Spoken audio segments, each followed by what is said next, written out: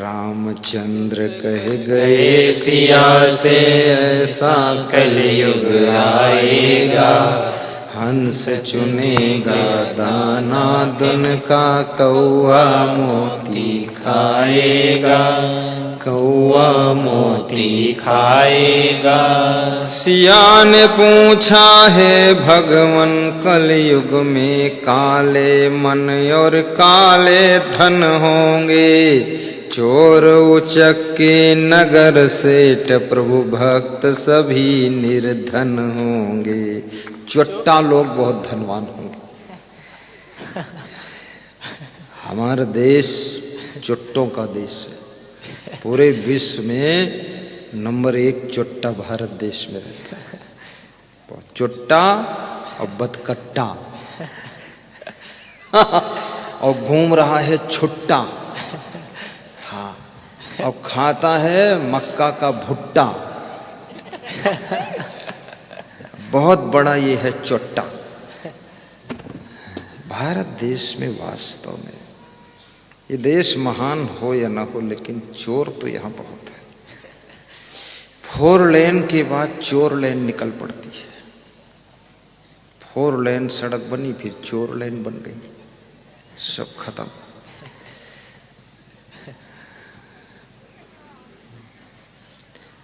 चोरी करने वालों को धन मिल सकता है, लेकिन सुख नहीं मिल सकता है, क्योंकि उनके मन में भय भरा रहता है। कितने मुख्यमंत्रियों ने चोरी किया है तो आज जेल में है बेचारे। ओहो, कितनी शर्म की बात है। 1-2 बीघे खेत वाला किसान भी अपने घर में है, 2 रोटी सूखी रूखी खाता, सुबह शाम बच्चों के साथ रहता है। मुख्यमंत्री पद पर पहुंचने के बाद, मंत्री पद पर पहुंचने के बाद, इतना धन वेतन सब मिलने के बाद, मान सम्मान मिलने के बाद, देश का पैसा चोरी करके वो जेल में है। और फिर भी इतने बेशर्म है कि फिर भाषण कर रहा है कि मैं अभी जिंदा हूं। हद मार दी लोग, बेशर्मी की भी चरम सीमा पार। अरे मुख्यमंत्री और मंत्री का पद ही बहुत बड़ा है। धन तो हो न हो, लेकिन वही सम्मान तुम्हारा बहुत बड़ा है। धन ही सब कुछ थोड़े होता है, सम्मान भी तो कुछ चीज है, नाम भी तो कुछ चीज है। आप देखो, संसार में जिसका नाम नहीं है वो समझ लो जिंदा होते हुए भी मरा हुआ है, और जिसका मरने के बाद भी नाम है वो मरने के बाद भी लोगों के दिलों में जिंदा है। तो कम से कम इतना तो विचार करना चाहिए। कितनी महिलाएं सत्संग सुनने आती हैं, दूसरी महिला के कान के कुंडल नोच लेती। अपने कान से प्रवचन नहीं सुन रही, गुरुजी सुना क्या रहे, वो दूसरे कान का कुंडल नोच रही। किसी के गले का हार खींच लिया। अब जिसके गले की चैन खिंच गई, वो स्त्री बेचैन घूम रही कि मेरी चैन खो गई, और जिसने चैन खींच लिया उसकी भी चैन खो गई। उसको भय लग रहा कहीं पकड़ न ली जाऊं, जिसका खो गया है वो दुखी है, मैं क्या करूं। किसी की चैन भी मत चुराओ, किसी के गले का हार मत छुओ। दूसरे का सोना तुम्हारे लिए मिट्टी ढेला के समान होना चाहिए, और दूसरों की नारी तुम्हारे लिए पत्थर की शिला के समान होनी चाहिए। कामिन काष्ठ शिला पहचाने, तुलसी भूल गयो रसेहा, सुर नर प्रकट राम की देहा। कंचन को मृतिका समझाने, कामिन काष्ठ शिला पहचाने। जो सोना को मिट्टी के समान समझ ले, लालच ना आए जिसको, और दूसरे की स्त्री को देख करके पत्थर की चट्टान शिला समझ ले, आकर्षण ना हो, तो तुलसीदास कहते हैं वो तो साक्षात राम भगवान ही है, भगवान का रूप है। तुलसी भूल गयो रसेहा, सो नर प्रकट राम की देहा। वो तो राम का रूप है। किसी के सामान में भी लालच मत करो कभी, उससे कुछ मिलने वाला नहीं। मैं हवाई जहाज में भी बैठकर देखा हूं, उसमें भी कोई सुख नहीं। हालांकि हवाई जहाज जब आकाश में निकलता तुम देखते हो हाँ ये जा रहा हवाई जहाज। हवाई जहाज में जितने लोग बैठे हैं उनको हमने हंसते हुए नहीं देखा। वो सब इतने बड़े बड़े मुंह उनके हैं, बड़ी बड़ी खोपड़ी, और ऐसे बैठते हैं भूत प्रेत जैसे। उसमें केवल अकेला मैं ही होता हूं जो हंसता हूं। तो वो सब मेरी ओर देखते रहते, ये हंसती क्यों हो? तो मैं कहता हूं तुम भूत प्रेत बने क्यों हो?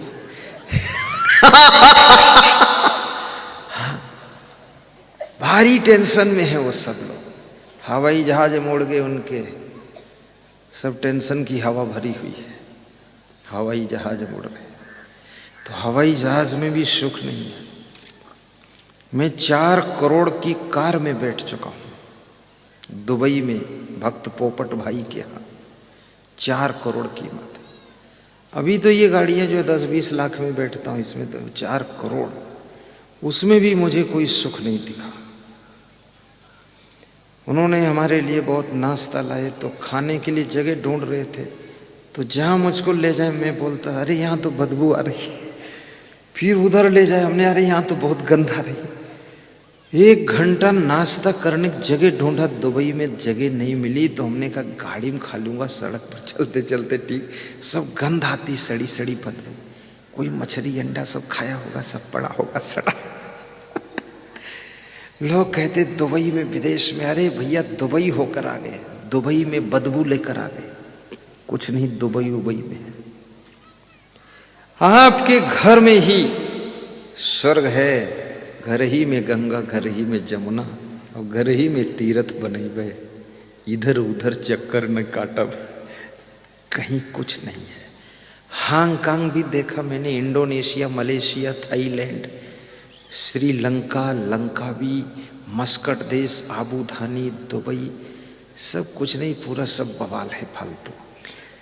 सबसे अच्छा मुझको तो भारत देश लगा। क्यों?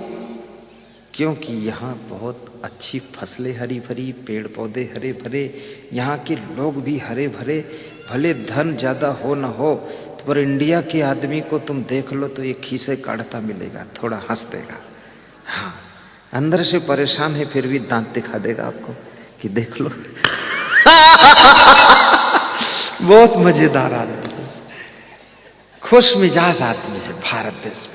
और इसके पास में खुशियां क्यों हैं, आनंद क्यों है, प्रसन्नता क्यों है? ये कहीं ना कहीं सत्संग का प्रभाव है, इसलिए इसके पास समझ है, ज्ञान है, भक्ति है, इसलिए ये सदैव आनंद में रह लेता है।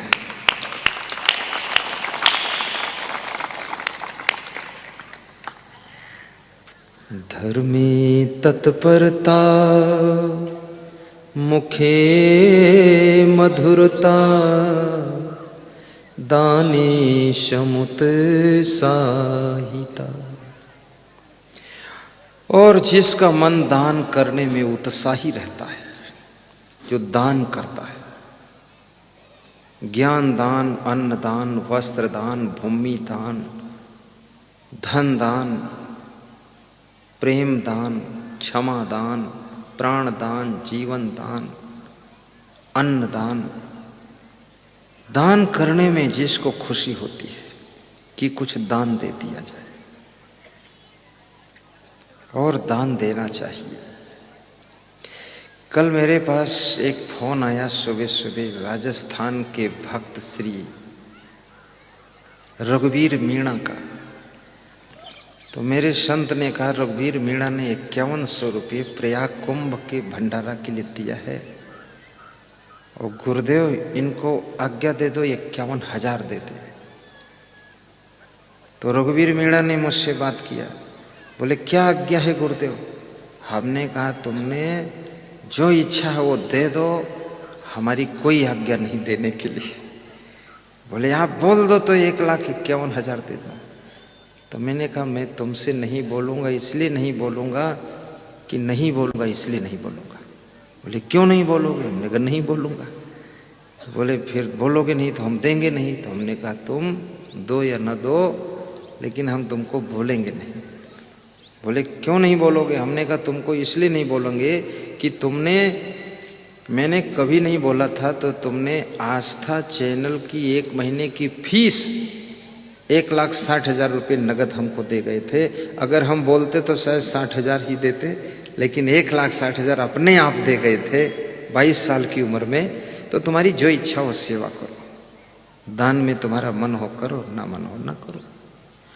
क्योंकि दान जो हम देते हैं, ये दान, इसका पुण्य हमारे पास ही आता है लौट करके। इसका पुण्य ऐसा नहीं कि इधर उधर चला जाए, ये पुण्य हमको ही मिलता है दान का।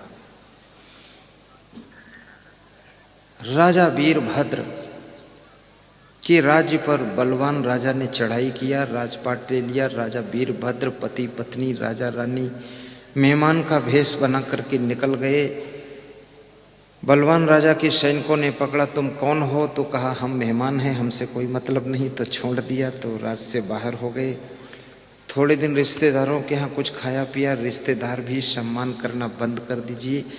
ये तुम्हारे पास अगर कुछ ना हो तो रिश्तेदार भी तुम्हारा सम्मान नहीं करेगा, ये भी याद रखना।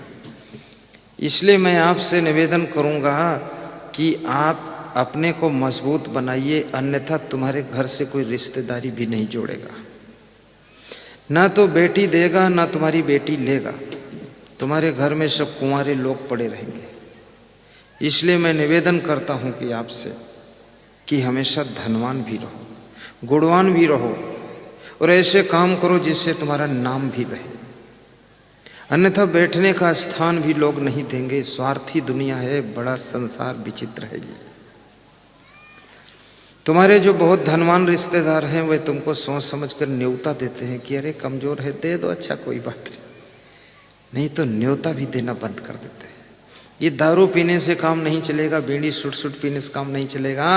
आपको संपन्न होना पड़ेगा, तभी आपको रिश्तेदारों में कद्र मिलेगी, अन्यथा कद्र नहीं होगी, अभद्र व्यवहार होगा आपके साथ।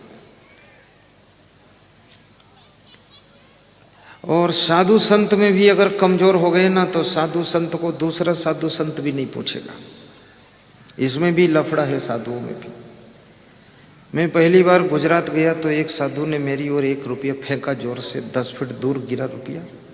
बोला ले लो चले जाओ। उसने सोचा ये भिखारी है, मुझको सोचा। और मैं तो पूरे इंडिया के सर्वे पर निकला था, मुझे देखना था लोग क्या करते हैं, कैसे करते हैं। तो 1 रुपया मेरे मन में पहले तो वह ना उठाऊं, फिर हमने सोचा ले लो, भागे भूत लंगोटी भली, 1 रुपया भी ठीक है। ले लिया मैंने। 10 साल में मैंने साधना किया, तपस्या किया, स्वाध्याय किया और तैयार हुआ। फिर वही गुजरात में जब मैं गया तो रथ की बग्घी पर बिठाकर ढोल बाजे बजा करके उन्होंने हमको 51,000 दक्षिणा दिया और बोले आपका दर्शन मिला, हम धन्य हो गए। हमने कहा पहले जो भिखारी था वो भी अब धन्य सबको करने लगा। ये संतों में भी आप मेहनत नहीं करोगे तो आप कबाड़ खाना हो जाओगे। कितना कबाड़ी साधु घूम रहा है, कबाड़ खाना लेकर बस खोपड़ी खोले इधर उधर घूम रहा, फालतू चक्कर काट रहा। संत लाइन में भी मेहनत करना चाहिए और भक्त लाइन में भी मेहनत करो। भक्त बनो लेकिन कंगाल भक्त ना बनो। भक्त बनो तो ऐसे भक्त बनो जैसे कृष्ण भगवान भक्त तो थे, अपने गुरु के शिष्य थे, पर उनके पास सोने की द्वारिका थी, सोने के महल में रहते थे। ऐसे तुम कृष्ण जैसी भक्ति करो और सोने के महलों में रह करके अपने गुरु का नाम याद किया करो। कदाचित तुम्हारी गरीबी नहीं मिट रही है तो सेवरी बन करके कुटिया में भगवान गुरु को याद कर लिया करो। और गरीबी कैसे नहीं मिटेगी? गरीबी कोई ऐसी चीज नहीं है जो कोई जानदार प्राणी हो तुमको पकड़ कर बैठ गई है। गरीबी मिटाने का फार्मूला है पति पत्नी लड़ाई न करो, गरीबी मिट जाएगी। भाई भाई सलाह से काम करो, गरीबी मिट जाएगी। जल्दी बंटवारा मत करो, गरीबी मिट जाएगी। काम डट के करो, गरीबी मिट जाएगी। काम के घंटे बढ़ाओ, आराम के घंटे घटाओ। आलस से बिल्कुल न रखो, नशा व्यसन कोई मत करो, फिजूल खर्ची मत करो, टाइम पास मत करो। फटाफट स्नान करो, फटाफट भोजन करो, फटाफट काम करो। जरा जल्दी करो, स्पीड करो, झटपट बर्तन मांज डालो, झटपट भोजन बना दो। रसोई में 6-6 घंटे घुसे मत रहो, 2 घंटे में फाइनल करके निकलो रसोई से बाहर। और फट से बर्तन मांजो, झट से कपड़े धो, फैलाओ, सुखा दो। अपने कपड़े तहा कर समेट कर अच्छी तरह से रख लो और गाली गलौज ना करो। और गुरु का नाम लो, प्रवचन सुनो, स्वभाव को सुंदर बनाओ, व्यवहार को साफ सुथरा रखो और वाणी में मिठास पैदा करो। बोलने की कला सीख लो, गरीबी लाखों कोस दूर हो जाएगी, तुम अमीर हो जाओगे, मालवाला। आंख मूंद करके पढ़ना शुरू करो। जितनी बेटियां सुख चाहती हैं, शांति चाहती हैं, इनको 2 काम करना चाहिए। नंबर 1 प्रवचन सुनना चाहिए, नंबर 2 इनको पढ़ने में पूरा मन लगा लेना चाहिए। और ये बेटे लोग भी पढ़ने में मन लगा लो। आपको जैसे अर्जुन को मछली की आंख केवल दिखती थी, ऐसे तुमको केवल अपने शिक्षा का लक्ष्य दिखाई देना चाहिए और कुछ नहीं दिखना चाहिए। एक दिन पढ़ लिख करके तुम जब तैयार होगी ना, तहसीलदार बनोगी, एसपी बनोगी और 2 स्टार दरोगा जी बनोगी। और उस समय तुम कलेक्टर बनकर आओगे, बैरिस्टर बनकर आओगे, जज बनकर आओगे, तो तुम्हारा गांव में नहीं, एरिया में नहीं, जिले में पूरा सम्मान होगा, नाम होगा, काम होगा, धन धाम होगा।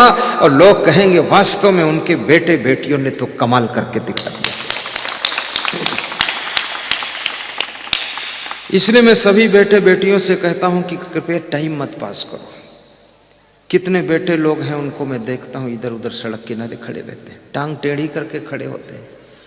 न जाने कौन फैशन बनाया है, किस हीरो से सीखा है, लंगड़ा हीरो इनको लंगड़ खाना बना दिया। और लड़कियां भी कितना टाइट पैंट पहनकर खड़ी होती हैं, ऐसा लगता है कुश्ती लड़ना चाहती हैं।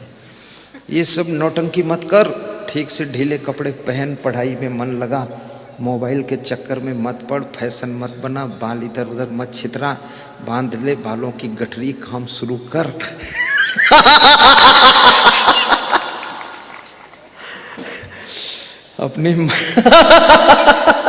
अपने माँ बाप को परेशान मत कर। और माँ बाप भी इतना कमजोर आत्मा है, वो कह भी नहीं पाता अपने बेटों बेटियों से ये तुम क्या कर रहे हो।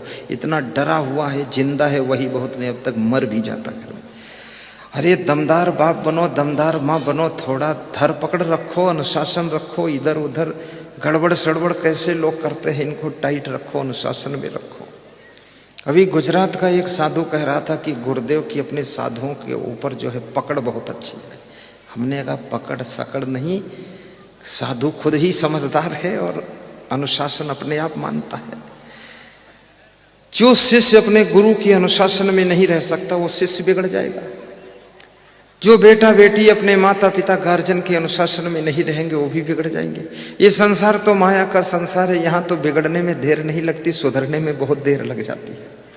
नीचे गिरने में क्या देर है। एक छोटा सा बच्चा भी बाल्टी को रस्सी में बांधकर कुएं में लटका कर गिरा देता है और कुएं में पहुंचते ही बाल्टी डूब जाती, पानी से भर जाती। उसके बाद वो बच्चा जब बाल्टी को ऊपर खींचता तो खींच नहीं पाता, तो चिल्लाता है कि पापा आइए, मम्मी आइए, बाल्टी को खींचिए। बाल्टी अब हमको खींच रही है अंदर कुएं में, क्योंकि ये बाल्टी वजन हो चुकी है, डूब चुकी है, वो अंदर बच्चे को भी खींच रही है। तब उसका पापा आता है, दोनों भुजाओं की ताकत लगाता है और भरी हुई बाल्टी को निकाल कर बाहर लाता है। याद रखना, इसी प्रकार से अपनी जिंदगी की बाल्टी कुसंगत की कुएं में गिराना तो आसान है, बुराइयों में गिराना तो आसान है, लेकिन उन बुराइयों से जब जिंदगी की बाल्टी भर जाती है तो उसको खींच कर कुसंगत की कुएं से बाहर लाना बहुत कठिन होता है। फिर तो कोई सदगुरु का सहारा चाहिए। दाने समुत्साहिता है, इसलिए खुले हृदय से दान किया करो। इस समय दान करने का बहुत अच्छा अवसर है। नए वर्ष का प्रथम महीना है। नए वर्ष में दान करने से जिंदगी में नयापन आता है, नया पुण्य हो जाता है। और प्रयाग में कुंभ चल रहा, कुंभ के लिए अन्नदान करने से अपने क्षेत्र में अकाल नहीं पड़ता है। सभी माताओं बहनों और पुरुषों से व्यास गादी निवेदन कर रही है कि कल आप अपने अपने घरों से इच्छा अनुसार अन्नदान दाल चावल और गेहूं ला सकते हैं, जो कुंभ मेला में कम से कम आपके कैंप में डेली 30,000 लोगों का भंडारा चलता रहेगा, निःशुल्क भंडारा, उनकी सेवा में आपका अन्नदान लगेगा, उसका पुण्य प्रयागराज से उमरिया जिले तक आ जाएगा। बहुत बड़ा पुण्य होता है इससे। और भाइयों बहनों, मैं ये भी कहूँगा आपसे, प्रयाग कुंभ के लिए आप लोग जो वहाँ, आप पहुँचो न पहुँचो कोई बात नहीं, लेकिन आपकी सेवा यदि पहुँच गई, जब सेवा यहाँ से वहाँ पहुँच सकती है तो वहाँ से पुण्य भी आपके यहाँ पहुँच सकता है, वो आपको प्राप्त होगा। इस मंडप में दान डिब्बे बंधे हुए हैं। ये दान डिब्बे केवल खाली ऐसे नहीं बंधे हुए, इसलिए बंधे हुए हैं कि इनमें कोई व्यक्ति ऐसा खाली नहीं जाना चाहिए जो दान न डाले। 10 रुपये, 50 रुपये, 100 रुपये, 500, 200, जितनी इच्छा हो इन डिब्बों में डालिए। ये आपका सीधा दान वहाँ लाखों भक्तों की सेवा में लगाया जाएगा और उस सेवा का पुण्य आपको ही प्राप्त होगा। एक अंधा भिखारी ट्रेन में भीख मांग रहा था। उस अंधे भिखारी को देख करके बहुत से लोग कहते थे, बाबा जी आगे बढ़ जाओ, बाबा जी आगे बढ़ जाओ। कुछ लोग 1 रुपया डाल देते थे। एक आदमी को दया आ गई, ऊपरी सीट बर्थ पर सोया हुआ था, उठा और 100 का नोट निकाला और उसके डब्बे में डालने की कोशिश किया, लेकिन हाथ वहां तक नहीं पहुंचा। तो नीचे बर्थ पर जो व्यक्ति बैठा हुआ था उस यात्री से कहा, ये 100 रुपये लेकर के इसके डब्बे में डाल दो, भिखारी अंधा है। तो उसने डाल दिया और कहा, बाबा 100 रुपये है, संभाल लेना। तो बंदे भिखारी ने कहा, जिसने मेरे डिब्बे में दान पात्र में 100 रुपये डाले हैं, मेरा आशीर्वाद वहां तक पहुंचे, भगवान उसको सुखी रखे। तो लोग हंसने लगे, बोले, पैसा तो ऊपर वाले की जेब से आया, डालने वाला तो बीच वाला है, आशीर्वाद तो बीच वाले तू दे रहा है। तो अंधे भिखारी ने कहा कि मैं अंधा हूं, लेकिन मेरा आशीर्वाद अंधा नहीं है, आशीर्वाद डायरेक्ट वहीं पहुंचेगा जहां से नोट निकल कर आया है।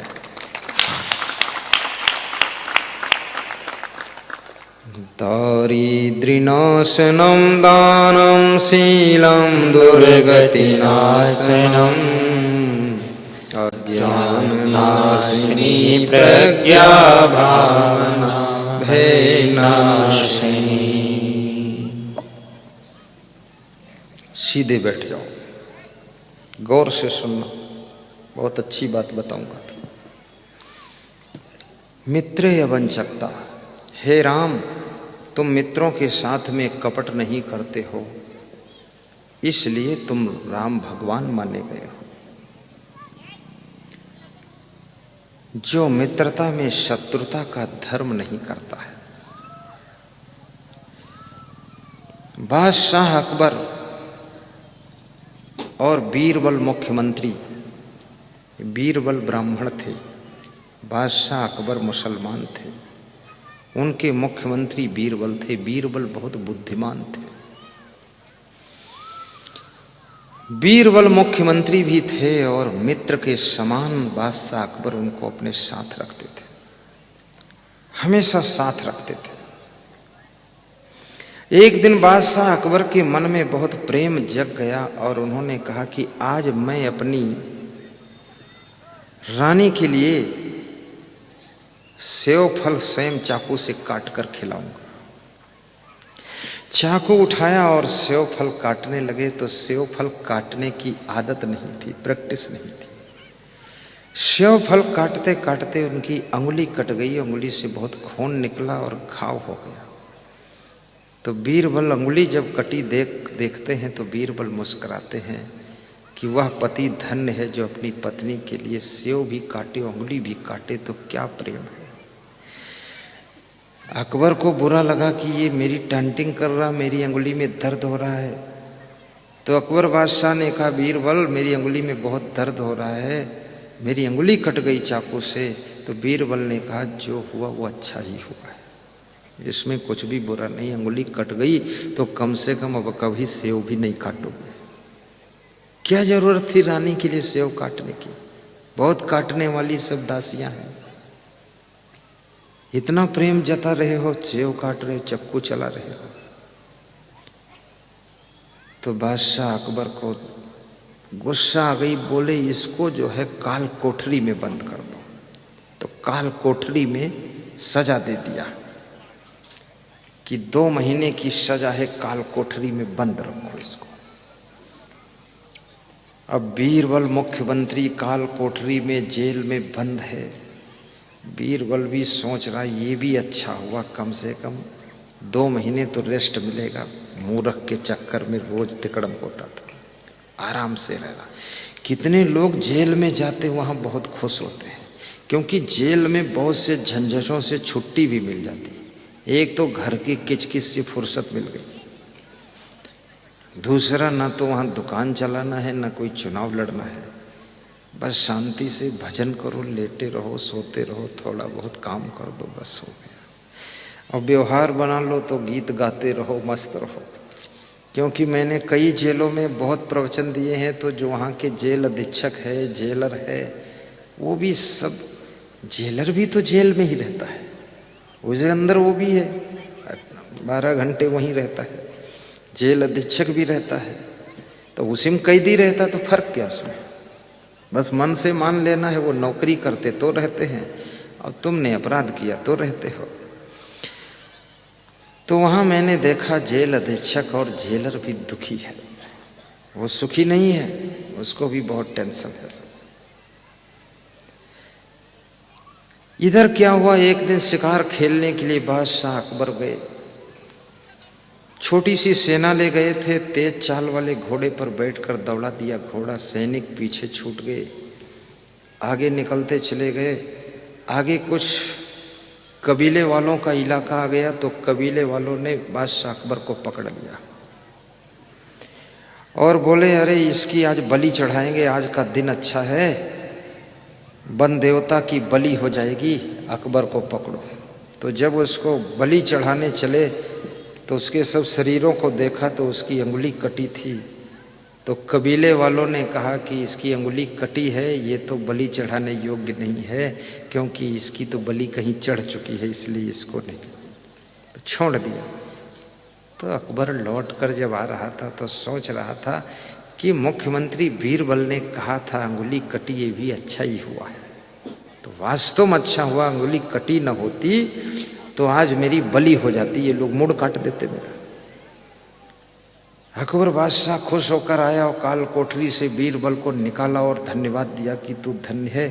एक बात तो बता दे, तूने कहा मेरी अंगुली कट गई तो कहा अच्छा ही हुआ, तो वास्तव में जान बच गई ने, कबीले वाले सब बलि चढ़ा देते हमको आज।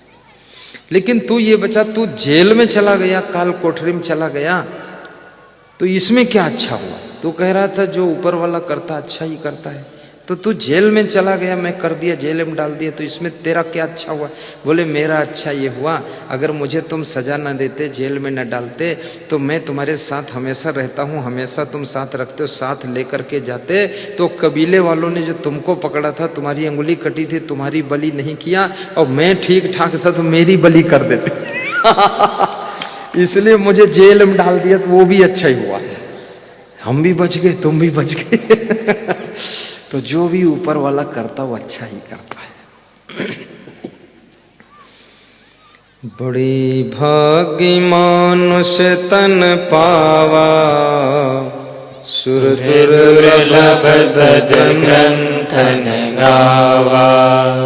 बड़े भाग्य मानुष तन पावा, सुर दुर्लभ सद्ग्रंथन गावा। धर्मे तत्परता, मुखे मधुरता, दाने समुत्साहिता, मित्रे अवंचकता। मित्र के साथ में कभी कपट का व्यवहार न कीजिए, और जिसने आपके विश्वास को बहुत माना हो उसके विश्वास को धोखा मत दीजिए। धन के लालच में आकर के विश्वास को मत तोड़िए। किसी ने तुम पर भरोसा करके यदि कुछ बहुत बड़ा काम किया है, उसको विश्वासघात मत करना।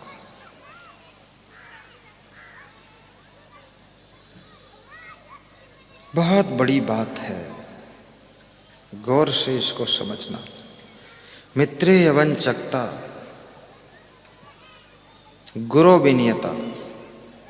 और जो व्यक्ति अपने से बड़ों से सदैव विनम्र रहता है, ये राम का गुण है, जो विनम्रता पूर्वक सबके साथ व्यवहार करता है। अहंकार हमेशा तुम्हारा नुकसान करता है, अभिमान हमेशा तुमको नीचे गिराता है। नम्रता हमेशा तुमको बड़ा बना देती है। नानक नन्हे होए रहो जैसे नन्ही दूब, सबही घास जरी जात है दूब खूब की खूब। भाइयों बहनों, जंगल में एक बहुत बड़ा सरोवर था और सरोवर के किनारे बहुत सुंदर पार्क भी लगा हुआ था। पार्क में तरह तरह के फूल लगे हुए थे। उन फूलों में एक गुलाब का फूल लगा हुआ था और गुलाब का पौधा वो बहुत छोटा था, उसमें एक ही फूल था और उसके नीचे एक पत्ती गुलाब की थी। तो गुलाब की पत्ती बार बार मन में सोचती थी कि मेरा तो कोई महत्व ही नहीं है, मैं खामखा लगी हूं गुलाब के पौधे में। जो कोई आता गुलाब को देखता, गुलाब को धन्यवाद देता, गुलाब को छूता, गुलाब को सूंघता, और मैं फालतू इस गुलाब के साथ लटकी हुई हूं। मैं किस काम की, मेरा तो कोई सम्मान ही नहीं, कोई महत्व ही नहीं। ऐसा वो सोच रहा था। इतने में ही जोर से आंधी आई, तूफान आया, बरसात हुई, पानी जोर से बरसा, तो पेड़ पौधे जो थे सब लुढ़क गए, गिर गए। तो जो गुलाब की पत्ती थी वो भी टूट गई और टूटकर हवा में उड़ गई और उड़ करके सरोवर में जाकर गिर गई। और सरोवर में जाकर के जब गिरी तो पत्ती तो डूबती नहीं है, वो तैर रही थी पानी पर। तो उस सरोवर में एक चींटी डूब रही थी। उस पत्ती को देखकर चींटी पत्ती की ओर आती है और पत्ती का सहारा लेना चाहती है। तो गुलाब के पौधे की पत्ती कहती, आओ, हम कुछ नहीं कर सकती लेकिन तुमको बिठाकर किनारे लगा सकती है। तो उस पत्ती के ऊपर वो चींटी बैठ लेती है और पत्ती हवा के लहरों में बह करके जा करके किनारे लग जाती है और चींटी सरोवर से बाहर निकल जाती है। तूफान भी शांत हो जाता है। तब उस पत्ती को ऐसा लगा, चींटी से पूछा कि तुम्हारी जिंदगी बच गई। तो चींटी ने कहा, तुमको धन्यवाद है जो आज तुमने मेरी जिंदगी बचाई और हमको पार उतार दिया, मैं डूब जाती सरोवर में। तो उस पत्ती ने कहा, आज मुझको पता चला कि मेरी जिंदगी भी किसी की जिंदगी बचाने के काम में आ गई, इसलिए मुझे उस गुलाब के साथ लगे रहना ही ठीक था। ऐसे तुम किसी बड़े आदमी के साथ में लगे हुए हो तो तुम भी एक दिन किसी न किसी के काम आ जाओगे। ये मत सोचो कि मैं कोई महत्वपूर्ण नहीं हो, तुम भी बहुत महत्वपूर्ण हो सकते हो, तुम भी किसी के काम आ सकते हो। किसी के काम जो आए उसे इंसान कहते हैं, पराया दर्द अपनाए उसे भगवान कहते हैं। पराया दर्द अपनाए उसे भगवान कहते हैं। किसी के काम जो उसे इंसान कहते हैं, पराया दर्द अपनाए उसे भगवान कहते हैं, उसे भगवान कहते हैं। बोलिए सद्गुरु भगवान की जय। मित्रेय वंचकता गुरु विनीयता। नम्रता के साथ बड़े लोगों के साथ में भी लगे रहो, तुम भी किसी के जीवन की रक्षा कर सकोगे। चित्तहित गंभीरता। चाणक्य कहते हैं कि हे राम, आपके चित्त में चंचलता नहीं है, आपका चित्त बहुत गंभीर है, इसलिए तुम भगवान कहे गए हो। आचार्य शुचिता, आपके आचरण भी बहुत पवित्र है और साथ साथ में शास्त्रेषु विज्ञात्रता गुणे रसिकता, आप में विभिन्न प्रकार के नए नए गुणों को सीखने की भी कला है। हमेशा नए नए गुणों को सीखने की इच्छा रखिए कि कुछ नया सीखूं, कुछ बड़ा सीखूं, जिंदगी भर विद्यार्थी बने रहो।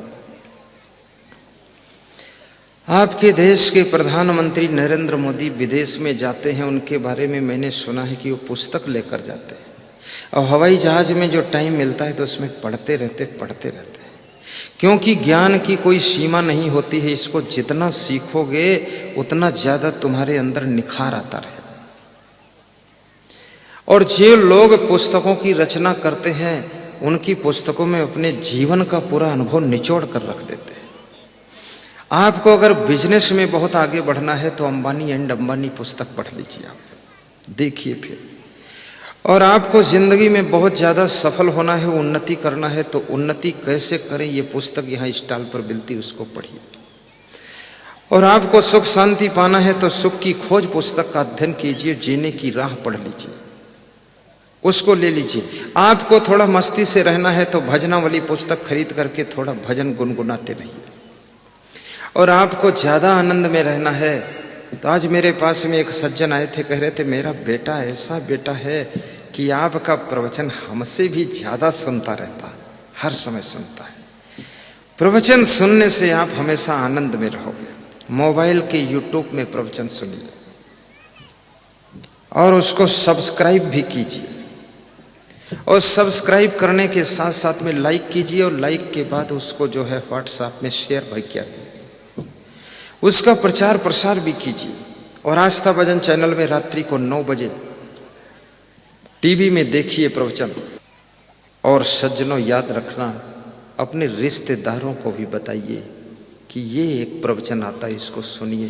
देखिए आपका दामाद कितना सुंदर हो जाएगा, आपके भांजे भी बहुत अच्छे हो जाएंगे सत्संग सुन करके, आपके सास ससुर भी सुधरेंगे और आपकी साली भी सुधर जाएगी।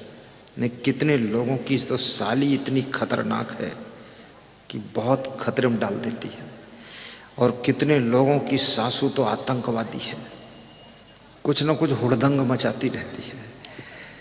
ये सास ससुर साली साला को भी सुधारना जरूरी है। तुम्हारी जिंदगी जिनसे जुड़ी है, अगर वे लोग गलती करेंगे तो भी तुमको अशांति पैदा हो। तुम कितने अच्छे हो लेकिन फिर भी तुमको पूरी शांति तभी मिलेगी जब तुमसे जुड़े हुए लोग भी अच्छे होना चाहिए, अन्यथा तुमको शांति नहीं मिलेगी। आप देख लो अपनी जिंदगी में, तुम पति पत्नी बहुत अच्छे हो लेकिन तुम्हारा बेटा ठीक नहीं तो तुम दोनों लोग उसके कारण दुखी रहते हो, बेटे के कारण। और बेटा भी ठीक है, बहू ठीक नहीं तो उसके कारण दुखी रहते हो। बहू बेटा ठीक है, बाप भी ठीक है, लेकिन तुम्हारी माँ ठीक नहीं है तो उसके कारण दुखी रहते हो। और माता पिता बेटा बहू सब ठीक है, लेकिन चाचा जी बहुत खतरनाक है, उसके कारण दुखी रहते हैं।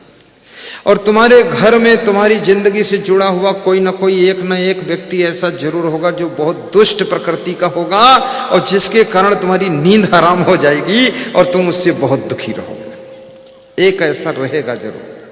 अगर एक भी तुम्हारी जिंदगी में दुष्ट नहीं है, बड़ा आनंद मंगल है, इसका मतलब तुमने 7 जन्म से कोई गलतियां नहीं किया है, बहुत पुण्य करके तुम पैदा हुए हो, इसलिए सब ठीक मिला हुआ।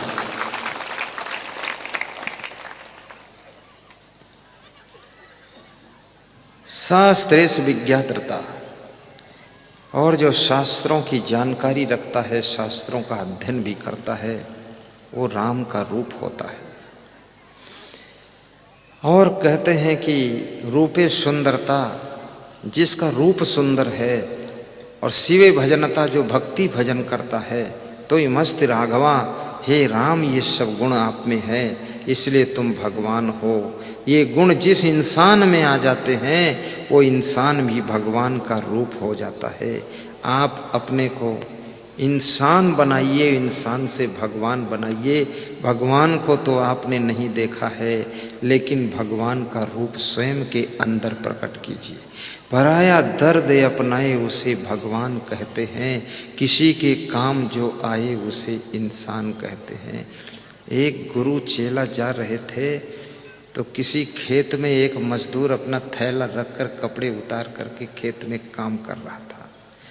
मुश्किल से 200 रुपये दिन भर में कमाता था और फिर भी भजन गाता रहता था। तो चेला ने कहा कि इसका थैला उठा लूं क्या? तो गुरु ने कहा थैला मत उठाओ, इसके थैले में 200 रुपये 100 के 2 नोट रख दो जाकर। तो उसके थैले में 100 के 2 नोट रख दिया चेला ने। और गुरु ने चेला से कहा कि अब आड़ में, झाड़ में, झाड़ी में छिप करके बैठो, क्या होने वाला है।